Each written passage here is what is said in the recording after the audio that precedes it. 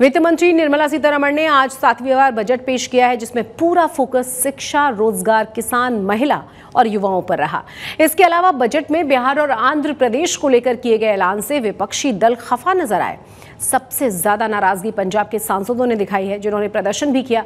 सरकार पर पंजाब से सौतेला व्यवहार करने का आरोप भी लगाया। मोदी 3.0 के पहले बजट का पिटारा खुला तो हर वर्ग के लिए कुछ न कुछ निकला। युवाओं को रोजगार दिलाने की कवायद नजर आई तो किसानों और महिलाओं के लिए नई योजनाओं का ऐलान हुआ। 1 घंटे 23 मिनट के वित्त मंत्री के भाषण में फोकस शिक्षा, रोजगार, किसान, महिला और युवाओं पर रहा। 0 to 3 lakh rupees nil, 3 to 7 lakh rupees 5%, 7 to 10 lakh rupees 10%, 10 to 12 lakh rupees 15%, 12 to 15 lakh rupees 20%, and above 15 lakh rupees 30%. As a result of these changes, a salaried employee in the new tax regime stands to save up to 17,500 rupees in income tax. Budget में मोदी सरकार ने middle class को भी छोटी राहत देते हुए tax में छूट की घोषणा की। न्यू टैक्स रिजीम के तहत अब 3 लाख से 7 लाख रुपए की आय पर 5% के हिसाब से टैक्स देना होगा। पहले ये 6 लाख तक का था। 7 से 10 लाख के आय पर 10% टैक्स देना होगा। पहले 6 से 9 लाख पर था। पहले 6 से 9 लाख पर 10% टैक्स देना होता था। 9 से 12 लाख के 15% वाले स्लैब को 10 से 12 लाख कर दिया गया। 12 से 15 लाख के 20% वाले स्लैब में कोई बदलाव नहीं किया गया। 15 लाख से ज्यादा की आय पर 30% टैक्स देना होगा। हमारी एसेस में इट इज विद इन जो हमारे एक्सपेक्टेशंस था उसके हिसाब से है ये बजट।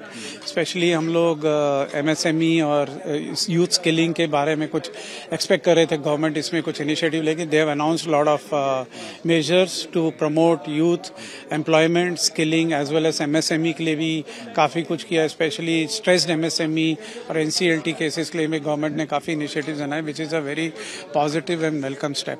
देखिए, थोड़ा सा बजट फ्यूचरिस्टिक बजट है, रोड मैप है अगले 5 साल का।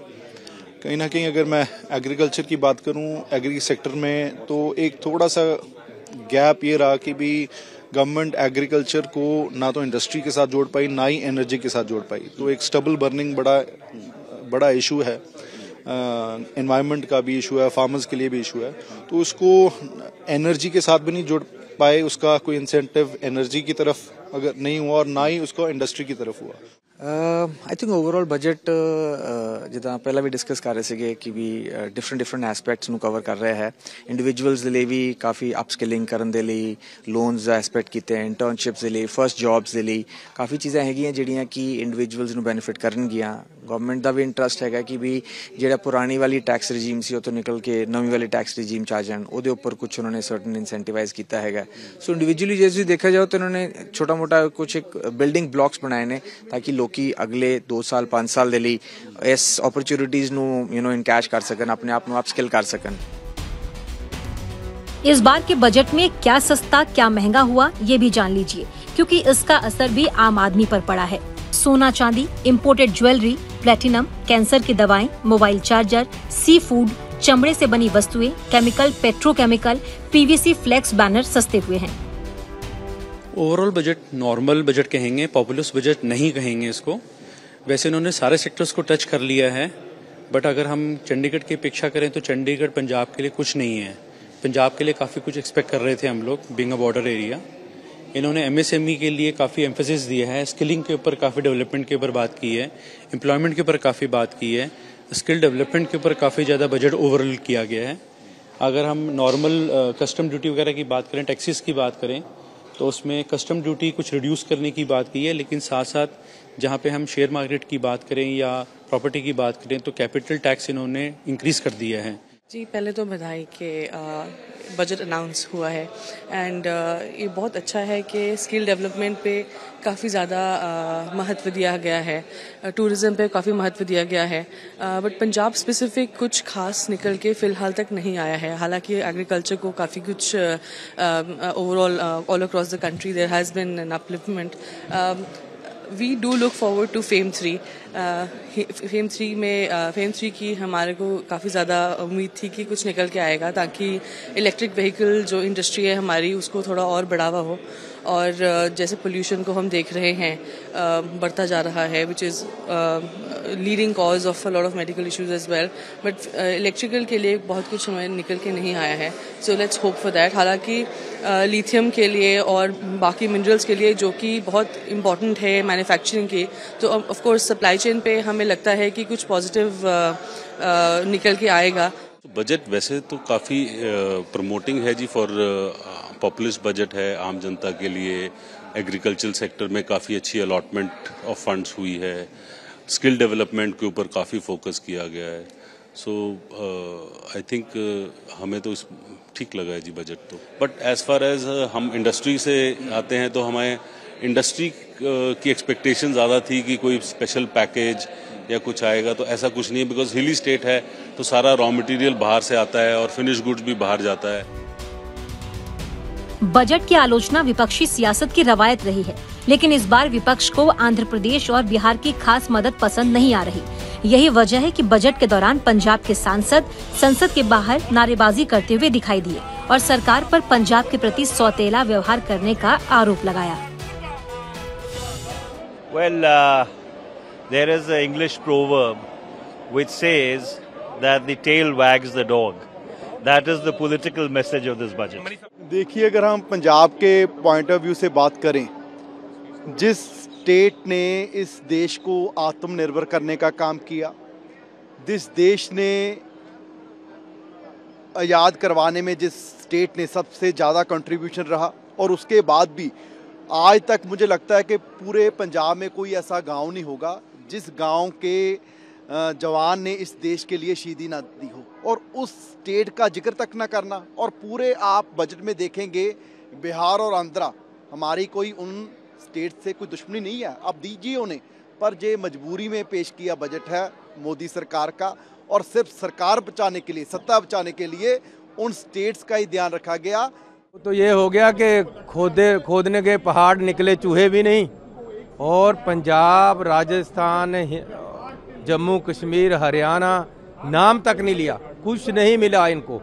और पंजाब को तो दुश्मन जैसे ट्रीट किया है इन लोगों ने, और कोई भी मदद पंजाब को यहाँ से नहीं मिल रही। ये बात सही है कि बजट में जितना जोर बिहार और आंध्र प्रदेश पर दिया गया है, उतना पंजाब या अन्य किसी राज्य पर नहीं दिया गया। पर इससे इतर एक सत्य ये भी है कि बजट में किसानों को लेकर बड़े ऐलान किए गए हैं। वित्त मंत्री ने बजट में ऐलान किया कि प्राकृतिक खेती को बढ़ावा दिया जाएगा और किसान क्रेडिट कार्ड 5 और राज्यों में लागू किया जाएगा। यानी इस बजट के मुताबिक किसानों के अच्छे दिन आने वाले हैं। नेचुरल फार्मिंग पर सरकार खर्च करेगी, कृषि रिसर्च और ज्यादा बेहतर बनाया जाएगा, दाल और दलहन में आत्मनिर्भरता पर जोर होगा, सरसों, मूंगफली, सनफ्लावर और सोयाबीन पर जोर, कृषि के लिए डिजिटल पब्लिक इंफ्रा की बात, खेती को और आधुनिक बनाया जाएगा, 5 राज्यों में नए किसान कार्ड जारी किए जाएंगे, लैंड रजिस्ट्री पर 6 करोड़ किसानों की जानकारी। लोकसभा चुनाव के दौरान आम जनता के बीच फैले असंतोष और गुस्से से नतीजों में हुए बदलाव को समझते हुए सरकार ने इस बार बजट में हर वर्ग को छूने की कोशिश की है, ताकि आने वाले दिनों में जनता को रोजगार, महंगाई जैसे मुद्दों पर राहत मिल सके। वित्त मंत्री निर्मला सीतारमण का ये बजट सरकार की राजनीतिक दिशा बदलने का पहला बड़ा संकेत देता है। चंडीगढ़ से असीम बस्सी के साथ आज तक ब्यूरो। लुधियाना से कांग्रेस के सांसद और पंजाब कांग्रेस के प्रधान अमरिंदर राजा वडिंग से मुताबिक पूरा का पूरा बजट गठबंधन के साथियों को खुश करने और सरकार को बचाने के लिए था। हमारा एक भी बार पूरी बजट स्पीच में एक बार पंजाब का नाम नहीं लिया। क्यों? ये वो पंजाब है जिसने देश के लिए कुर्बानियां की है। इस पंजाब के लोगों की वजह से देश के प्रधानमंत्री लाल किले पर झंडा लहराते हैं। आज भी पंजाब के लोग हमारे बॉर्डर पे जिस प्रकार से लड़ाई लड़ते हैं, एक एक पंजाबी 20-20 चाइना वालों के साथ और पाकिस्तानियों से लड़ता है। बिहार का नाम 50 बार, आंध्र प्रदेश का नाम 50 बार, लेकिन पंजाब को क्यों भूल गए? क्योंकि वो अलायंस पार्टनर है। पूरे का पूरा जो बजट था वो बिहार और आंध्रा पे फोकस था। उनको खुश करने के लिए उनको पैकेज दिया गया, राहत पैकेज, सरकार बनी रहे, क्योंकि पलटू राम जी कहीं पलट ना जाएं। अगर बजट में कुछ नहीं आया तो ये पूरा राहत पैकेज दिया गया है। बजट को लेकर सरकार पर हमला करने वाले आम आदमी पार्टी भी पीछे नहीं थी। पंजाब सरकार के कैबिनेट मंत्री अमन अरोड़ा ने बजट को लेकर केंद्र सरकार पर तीखा हमला बोला है। वैसे तो ये सरकार भाजपा सरकार एनडीए सरकार जिहड़ी हमेशा बड़ी जोर शोर दे नाल सबका साथ सबका विकास दीयां गल्लां करदे रहे ने, पर उस दे बिल्कुल उल्ट मैं समझदा कि अज जो बजट पेश कीता है ਇਹੋ ਜਿਹਾ ਵਿਨਾਸ਼ਕਾਰੀ ਬਜਟ ਸਮੁੱਚੇ ਦੇਸ਼ ਦੇ ਲਈ, ਰਾਜਾਂ ਦੇ ਲਈ ਔਰ ਹਰ ਵਰਗ ਦੇ ਲਈ ਇਹੋ ਜਿਹਾ ਵਿਨਾਸ਼ਕਾਰੀ ਬਜਟ ਕਦੇ ਸ਼ਾਇਦ ਕਿਸੇ ਸਰਕਾਰ ਨੇ ਨਾ ਪੇਸ਼ ਕੀਤਾ ਹੋਵੇ। ਸਭ ਤੋਂ ਪਹਿਲਾ ਇੰਡੀਕੇਟਰ ਬਜਟ ਕਿਹੋ ਜਿਹਾ ਉਹਦਾ ਸਭ ਤੋਂ ਪਹਿਲਾ ਇੰਡੀਕੇਟਰ ਹੈ ਜਿਹੜਾ ਉਹ ਸ਼ੇਅਰ ਮਾਰਕੀਟ ਤੋਂ ਪਤਾ ਲੱਗਦਾ, ਅੰਦਾਜ਼ਾ ਹੁੰਦਾ ਕਿ ਸ਼ੇਅਰ ਮਾਰਕੀਟ ਉੱਪਰ ਜਾਂਦੀ ਹੈ ਕਿ ਨੀਚੇ ਜਾਂਦੀ ਹੈ। ਔਰ ਅੱਜ ਜਿਵੇਂ ਹੀ ਬਜਟ ਪੇਸ਼ ਹੋਇਆ जिस तरीके दे नाल शेयर मार्केट गिरी है उस तो सेंटीमेंट का देश भर दे विच सेंटीमेंट की गया है ओहदा बड़ी भली भांति आपां अंदाजा ला सकते हैं।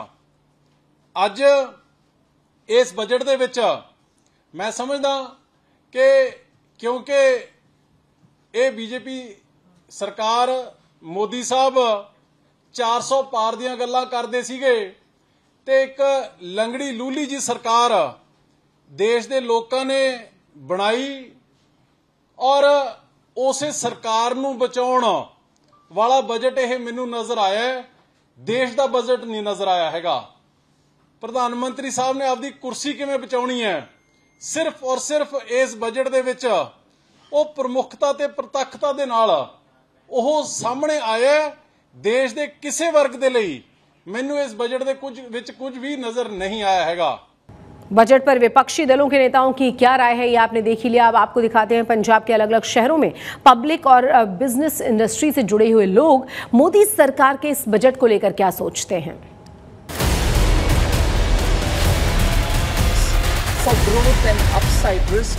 केंद्रीय वित्त मंत्री निर्मला सीतारमण ने मोदी सरकार के तीसरे कार्यकाल का पहला बजट पेश किया तो सियासी गलियारों में किसी को बजट में विकास का एजेंडा दिखाई दे रहा था तो किसी के लिए ये बजट मजबूरी और कुर्सी बचाने वाला बजट था। पर आम जनता इस बजट को लेकर क्या सोचती है ये भी जान लीजिए। वित्त मंत्री निर्मला सीतारमण के द्वारा पेश किए गए बजट में युवाओं पर खास जोर दिया गया, फिर चाहे उनके रोजगार की बात हो या इंटर्नशिप की। चंडीगढ़ के स्टूडेंट से बजट को लेकर सवाल किया गया तो उन्होंने क्या कहा, सुनिए। देखिए, जो इन्होंने बजट में बताया है प्राइमा फेसी रिएक्शन तो यही होगा कि ये काफ़ी अच्छा स्टेप है, बट इट विल बी जो इनका ब्रेकडाउन होगा इंटर्नशिप्स का उसको भी हमें देखना पड़ेगा, क्योंकि मेजॉरिटी ऑफ इंटर्नशिप्स जो हैं वो स्टेम स्टूडेंट्स को जाती है। जो आर्ट्स के स्टूडेंट्स हैं, कॉमर्स के स्टूडेंट्स हैं, उनके ऊपर कैसे जाती है, जो रिसर्च करते हैं स्टूडेंट्स उनको कैसे मिलता है, तो वो भी हमें एक बार ब्रेकडाउन देखना पड़ेगा। बजट में जो ऐलान किए गए हैं उसे विस्तार से समझने के लिए हमने बजट को लेकर बठिंडा में भी लोगों से बात की और यहाँ के लोगों के मुताबिक बजट काफी हद तक ठीक है, पर रोजगार के मुद्दे पर सरकार को और ध्यान देने की जरूरत है। सरकार ने जो आज बजट पेश किया है, मोदी दी जिहड़ी केंद्र सरकार है उसकी तीसरी टर्म का पहला बजट है। इस बजट दे विच जिहड़ा हैगा सरकारी कर्मचारियों को बहुत वधिया जिहड़ा हैगा फायदा होने वाला है। इस तो इलावा जिहड़े आम लोग हैं उन्होंने भी आने वाले समय इस बजट का जिहड़ा हैगा फल मिलने वाला है, चंगा फल मिलेगा और इहदे नाल आम लोगों को बहुत बेनीफिट भी होंगे। स्कीमां भी जिहड़ियां बजट अलग तौर पर रखा गया है। जिद्दां कि मैं तुहानूं कहना चाहुंदी हां कि उहदे नाल कोई ज़्यादा फर्क नहीं पैंदा, ठीक है ना। जिद्दां हुण इन्होंने कहा कि गोल्ड सस्ता करता, हुण देखो 1.5 साल तो पहला 40,000 नूं सीगा, हुण मतलब 75,000 हो गया। किन्ना घटाता 6% या 7% ना कोई इफैक्ट नहीं होगा। जो करते हैं तो बजट माड़ा मोटा तो चलो ठीक है जिन्ना कीता इन्होंने, पर जिहड़ी गरीब जनता वो नहीं ना खुश जी। एक जमाने में जालंधर को स्पोर्ट्स हब के रूप में देखा जाता था, पर आज की तारीख में जालंधर की स्पोर्ट्स इंडस्ट्री अर्श से फर्श पर पहुंच गई है। इस बार के बजट में एमएसएमई सेक्टर में किए गए ऐलानों के बाद यहाँ के कारोबारी बजट को लेकर क्या सोचते हैं ये भी जान लीजिए। देखो जी, व्यापारी जिहड़ा कमाऊ पुत्र है सरकार दा, ਉਹਦੇ ਵੱਲ ध्यान नहीं हैगा सरकार दा। बाकी जो हैगा फ्री वंडन च उन्हां दा ध्यान है, फ्री वंड के वोटां इकट्ठियां करिए बस। जिथों उन्होंने वोट्स ज़्यादा मिलनी है उधर ही वो फ्री वंडी जाते हैं, बिजली फ्री दे दो, ये फ्री दे दो, वो फ्री दे दो। सर कोई सपोर्ट ही है नहीं इंडस्ट्री नूं, किसी वालों कोई सपोर्ट नहीं, ना कि सरकार वालों ना किसी वालों। ਦੂਜੇ ਤੁਸੀਂ ਯੂਰਪ ਜਾਓ ਜਿਵੇਂ ਚਾਈਨਾ ਹੈ ਦੂਜੇ ਉਹ ਵਪਾਰੀਆਂ ਨਾਲ ਗੌਰਮੈਂਟ ਪੂਰੀ ਤਰ੍ਹਾਂ ਸਪੋਰਟ ਕਰਦੀ ਹੈ। ਇੱਥੇ ਕਿਸੇ ਸਰਕਾਰ ਦੀ ਨਾ ਪੰਜਾਬ ਸਰਕਾਰ ਦੀ ਨਾ ਸੈਂਟਰ ਸਰਕਾਰ ਦੀ ਕੋਈ ਸਪੋਰਟ ਹੀ ਨਹੀਂ ਕਿਸੇ ਨੂੰ। ਨਜ਼ਰ ਆ ਰਿਹਾ ਪੰਜਾਬ ਦੀ ਸਾਰੀ ਇੰਡਸਟਰੀ ਵਾਸਤੇ ਬਜਟ 'ਚ ਕੁਛ ਐਸਾ ਨਹੀਂ ਰੱਖਿਆ ਗਿਆ। ਇੱਕ 10 ਨਵੇਂ ਇੰਡਸਟਰੀਅਲ ਹੱਬ ਜਿਹੜੇ ਪ੍ਰਸਤਾਵ ਰੱਖਿਆ ਗਿਆ, ਅਸੀਂ ਚਾਹੁੰਦੇ ਹਾਂ ਕਿ ਉਹਦੇ 'ਚ ਇੱਕ ਇੰਡਸਟਰੀਅਲ ਹੱਬ ਜਿਹੜਾ ਜਲੰਧਰ ਨੂੰ ਜ਼ਰੂਰ ਦਿੱਤਾ ਜਾਵੇ, ਕਿਉਂਕਿ ਜੇ ਵਿਸਤਾਰ ਨਾਲ ਜਾਣਕਾਰੀ ਤਾਂ ਨਹੀਂ ਆਈ ਬਜਟ ਦੇ ਵਿੱਚ, ਪਰ ਜਿਹੜੀ ਘੋਸ਼ਣਾ ਹੋਈ ਹੈ ਕਿ 10 ਇੰਡਸਟਰੀਅਲ नवे हब बनाए जाएंगे, साड़ी मांग है कि जलंधर को दिता जाए उहदे। गुरु नगरी अमृतसर में भी बजट को लेकर लोगों की राय मिली जुली थी। लोगों का मानना था कि बजट में सरकार किसान और गरीबों को और राहत दे सकती थी। छावा बजट के मुताबिक तो सही ने जी, ये इन्नी आस नहीं सी हैगी भी जो इन्होंने करना वा, लेकिन करके जो दिखा दिता बिल्कुल सही है। पब्लिक जी इतने खुश आ और उम्मीद आ कि जहाँ भी जो बजट आना वा ਉਹਦੇ ਵਿੱਚ ਵੀ ਇਹ ਕਰਨਗੇ, ਵਿੱਚ ਮੁਲਾਜ਼ਮਾਂ ਨੂੰ ਵੀ ਕੁਝ ਨਾ ਕੁਝ ਇਹਨਾਂ ਨੂੰ ਦੇਣਾ ਚਾਹੀਦਾ ਵਾ, ਕਿਉਂਕਿ ਮੁਲਾਜ਼ਮਾਂ ਦਾ ਨਾਂ ਹੀ ਨਹੀਂ ਆਉਂਦਾ ਕਿਸੇ ਬੰਨੇ। ਦੇਖੋ ਬਜਟ ਤੇ ਜਦੋਂ ਦੀ ਸਰਕਾਰ ਤੀਜੀ ਵਾਰੀ ਬਣ ਗਈ ਆ ਮੋਦੀ ਸਾਹਿਬ ਦੀ, ਤੇ ਮੋਦੀ ਸਾਹਿਬ ਤੋਂ ਜੋ ਆਸਾਂ ਸੀਗੀਆਂ ਉਹ ਤਾਂ ਨਹੀਂ ਸਾਨੂੰ ਆਸ ਜਿਹੜੀ ਪੰਜਾਬ ਨੂੰ ਕੁਝ ਵੀ ਮਿਲਿਆ। ਬਜਟ ਹੁੰਦਾ ਵਾ ਉਹ ਜਿਹਦੇ ਤੋਂ ਸਾਰੇ ਕਮਿਊਨਿਟੀਆਂ ਖੁਸ਼ ਹੋਣ। ਬਜਟ ਦੇ ਵਿੱਚ ਨਾ ਤੇ ਦੇਖੋ ਕੋਈ ਕਿਸਾਨਾਂ ਲਈ, ਨਾ ਕੋਈ ਮਜ਼ਦੂਰਾਂ ਲਈ, ਨਾ ਹੀ ਕੋਈ ਟੋਲ ਟੈਕਸ ਜਿਹੜੇ ਬਣਾਏ ਆ, ਤੇ ना ही कोई रोड टैक्स, ते जेड़े अज हॉस्पिटल गल कर ली, अज नौजवानों की गल कर ली, पंजाब छड़ के विदेशों की धरती ते जा रहे हैं। हमने आपको पंजाब के अलग अलग शहरों से बजट पर जनता की राय दिखाई और सबका यही कहना था कि थोड़ा है और थोड़े की जरूरत है। बहरहाल सरकार का ये बजट अगले 1 साल के लिए है। अब देखना ये होगा कि अगले साल बजट के पिटारे से पंजाब को क्या मिलता है। बठिंडा से कुणाल बंसल, जालंधर से देवेंद्र कुमार और अमृतसर से अमित शर्मा के साथ आज तक ब्यूरो। शिरोमणि अकाली दल में बगावत के चलते पार्टी अध्यक्ष सुखबीर सिंह बादल ने कोर कमेटी को भंग करने का फैसला किया है। इस बारे में अकाली दल के सोशल मीडिया अकाउंट से एक लाइन की पोस्ट शेयर की गई है। इस कोर कमेटी में अकाली दल के कई सीनियर नेता शामिल थे, जिसमें अकाली दल से अलग हुए बागी गुट के नेता भी शामिल थे। आपको बता दें कि कोर कमेटी में प्रेम सिंह, चंदू माजरा, बीवी जागीर कौर का नाम प्रमुख रूप से शामिल था, जो अब सुखबीर बादल का विरोध कर रहे हैं। कोर कमेटी को भंग करने का फैसला ऐसे समय में लिया गया है जब सुखबीर बादल को अकाल तख्त साहिब जाना है और अब देखना होगा कि अकाली दल की नई कोर कमेटी का गठन कब होता है और इसमें किसे जगह दी जाती है। उसमें फैसला लिया गया था कि पार्टी को रीऑर्गेनाइज के लिए कोर कमेटी को खासकर वो इख्तियार दिए गए सी प्रधान जी को। सो प्रधान जी बाहर गए हुए से आज कल वापस आए हैं, सो आके उन्होंने फैसला ले लिया, कुछ सीनियर साथियों ने करके उड़जालब करती। पार्टी जो कोई ऐसे बंदे हैं जो कम नहीं करते, वैसे पार्टी जो अहदे लेके बह जाते हैं या कोई पार्टी के डिसिपलिन के अनुसार नहीं काम करता, कई कारण होंगे ने। सो सारे कारण करके फैसला लिया गया सी। अब रुक करते हैं दूसरी और अहम खबरों का। कनाडा से आए दिन भारतीय छात्रों और युवाओं की मौत की खबरें सुनने को मिलती हैं। अब एक ऐसा ही मामला आया है ब्रैम्पटन सिटी से सामने, जहां गुरुदासपुर के सुखिया चिड़ा गांव का रहने वाली 21 साल की लखविंदर कौर उर्फ कोमल की सड़क हादसे में मौत हुई है। 10 महीने पहले स्टडी वीजा पर कनाडा गई थी कोमल, अपने दोस्तों के साथ घूमने जा रही थी, तभी कंट्रोल खोने की वजह से कार पेड़ से टकरा गई और इस हादसे में तीनों ही लड़कियों की जान चली गई। इस दुर्घटना के बाद से परिवार के लोगों का रो रो कर बुरा हाल है। मेरी भतीजी लखविंदर कौर कोमल लड़कियां दे नाल कल काम ते गई है, ते जदों वापस आ रही है, जिस कार दे विच वापस आ रहे हैं ਉਹਦੇ ਵਿੱਚ ਹੋਰ 2 नौजवान होर ਉਹਨਾਂ ਦੇ ਨਾਲ ਇੱਕ ਡਰਾਈਵਰੀ ਕਰ ਰਿਹਾ ਹੈ, ਇੱਕ ਕਨੈਕਟਰ ਸੀਟ ਤੇ ਬੈਠਾ ਹੈ। ਇਹ 3 ਗੁੱਡੀਆਂ ਜਿਨ੍ਹਾਂ ਦੇ ਵਿੱਚ ਮੇਰੀ ਭਤੀਜੀ ਵੀ ਜਿਹੜੀ ਹੈ ਮਗਰਲੀ ਸੀਟ ਤੇ ਬੈਠੀ ਹੋਈ ਹੈ। ਅਚਾਨਕ ਇਹਨਾਂ ਦੇ ਕੋਈ ਗੱਡੀ ਦਾ ਸੰਤੁਲਨ ਵਿਗੜ ਜਾਂਦਾ ਹੈ ਤੇ ਗੱਡੀ ਕਿਸੇ ਦਰਖਤ ਦੇ ਵਿੱਚ ਜਾ ਟਕਰਾਉਂਦੀ ਹੈ, ਜਿਸ ਦੇ ਕਾਰਨ ਕਰਕੇ ਮੇਰੀ ਭਤੀਜੀ ਸਮੇਤ ਦੋਵੇਂ ਗੁੱਡੀਆਂ ਜਿਹੜੀਆਂ ਮਗਰ ਬੈਠੀਆਂ ਸੀਟਾਂ ਦੇ ਉੱਤੇ ਉਹ ਕਾਲ ਚਲਾਣਾ ਕਰ ਜਾਂਦੀਆਂ। ਉਹਨਾਂ ਦੀ ਮੌਕੇ ਤੇ ਹੀ ਮੌਤ ਹੋ ਜਾਂਦੀ ਹੈ।